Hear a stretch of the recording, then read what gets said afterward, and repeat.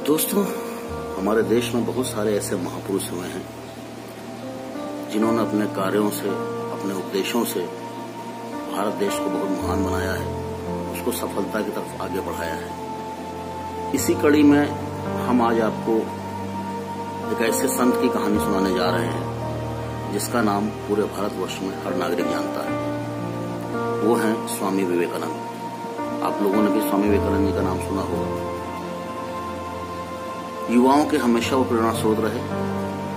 जब तक जीवित रहे उन्होंने करोड़ों युवाओं को दिशा निर्देश दिए, प्रेरणा दी, और आज जब वो नहीं है उसके बाद भी हम युवा, सारे युवा उनसे प्रेरणा लेते हैं।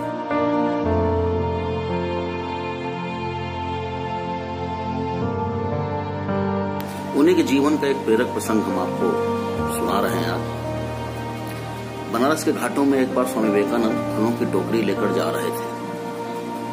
वो धीरे धीरे आगे की ओर चलते जा रहे थे। तभी उन्होंने सामने की ओर देखा कि एक पेड़ पर एक बंदर बैठा हुआ उनको घूर रहा है। स्वामी जी ने अपने कदम थोड़ा तेज चलना शुरू किया तो पीछे से 4-6 बंदर और आ गए और खों करके उनको पीछे से चलने लगे।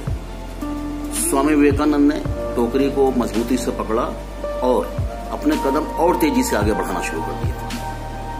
और तेजी से जब आगे बढ़ने लगे तो पीछे से और सारे बंदर आ गए। उन्होंने पीछे देखा कि करीब 10-12 बंदर उनके पीछे पीछे चले आ रहे हैं। तो स्वामी विवेकानंद ने टोकरी को और भी मजबूती से पकड़ा, सीने से लगाया और भागते हुए कदमों से वो आगे की ओर बढ़ने लगे। पीछे से बंदरों की आवाजें भी आना तेज तेज शुरू हो गई। उन्होंने एक बार फिर से पीछे मुड़कर देखा तो देखते क्या है कि करीब 20-25 बंदर उनके पीछे पीछे भागते हुए चले आ रहे हैं। तब तक स्वामी जी के ऊपर एक संत की नजर पड़ी। वो साधु वहां बैठे हुए थे। उन्होंने रोका, बोले, रे स्वामी जी, आप रुको वहीं, आप वहीं खड़े हो जाओ, आप आगे की तरफ मत भागो। आप जितना भागोगे ये बंदर आपके पीछे भागेंगे। आप इनके सामने खड़े हो जाओ, ये वहीं रुक जाएंगे। स्वामी जी ने ऐसा ही किया। अपनी टोकरी को पकड़े हुए ही वहीं पर वो खड़े हो गए और बंदरों के सामने सीना तान के खड़े हो गए। बंदर वहीं पर रुक गए। तब तक स्वामी जी ने आसपास देखा तो एक लकड़ी मिल गई उनको और उन्होंने वो लकड़ी अपने हाथ में उठा ली। बंदरों ने जैसे ही उनके हाथ में वो लकड़ी देखी वो वहां से सब भाग गए। साथियों, अब इस कहानी से हम लोगों को एक सीख मिलती है। सीख मिलती है कि समस्याओं से हमें भागना नहीं चाहिए, हमें समस्याओं से डटकर मुकाबला करना चाहिए। अब यहाँ पर क्या था? बंदर एक समस्या थे। स्वामी जी उनसे भाग रहे थे, यानी कि समस्या से भाग रहे थे। तो समस्या भी उनके पीछे पीछे, यानी कि बंदर भी उनके पीछे पीछे भाग रहे थे। जैसे ही स्वामी जी अपनी जगह पर खड़े हो गए और बंदरों से मुकाबला करने के लिए उन्होंने लकड़ी उठा ली, वो बंदर भाग गए। तो दोस्तों, हमें सीखना चाहिए कि जीवन में चाहे जितनी बड़ी भी समस्या हो हमारे सामने, हमें उनका डटकर मुकाबला करना चाहिए। कभी हमें समस्याओं से भागना नहीं चाहिए। हम लोग करते क्या है? हम लोग जिंदगी में कभी कभी क्या करते हैं, जब हमारे पास समस्याएं आती हैं तो उन समस्याओं को हम छोड़ देते हैं, उन समस्याओं से हार जाते हैं, उन समस्याओं से मुकाबला नहीं करते हैं।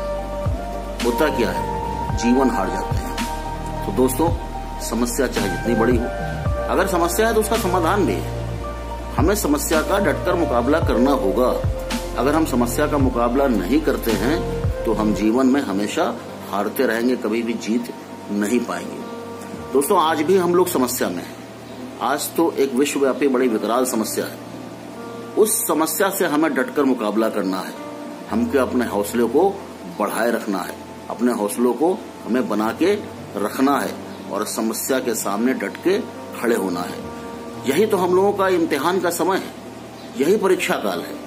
अगर इन समस्याओं से हम उबर के आ गए तो सिकंदर कौन होगा?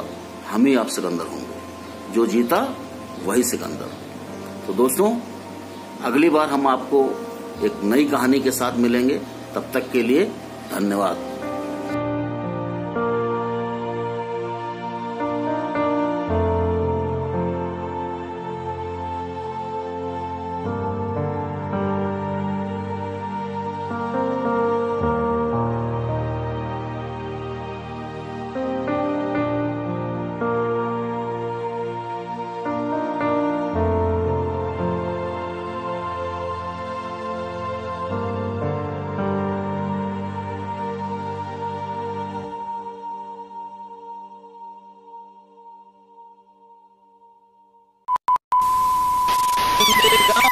मस्तानी है मेरी महबूबा।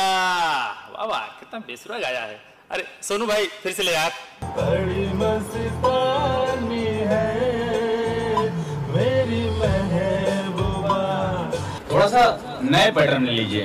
बड़ी मस्तानी है मेरी महबूबा। बीच वाला कोई रास्ता निकाला ना मेरे भाई। नहीं हो पाएगा, काहे परेशान हो रहे हो? कोशिश तो कीजिए। अरे यार प्लीज, बीच वाला मजा आएगा। जो कह रहा है बीच वाला, बस वही सही भाई ले लो। वही ठीक है, ठीक है, तुम बीच वाला ही करो, बीच वाला करो।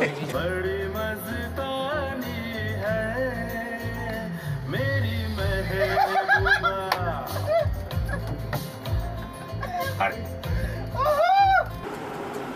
कौन गाया इसे? स्टार। आपके स्टार हैं? Take 200।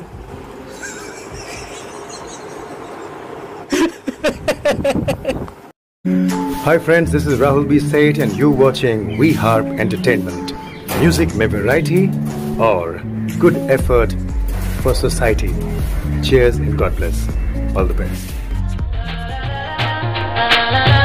We Harp Entertainment. We Harp Entertainment. We Harp Entertainment.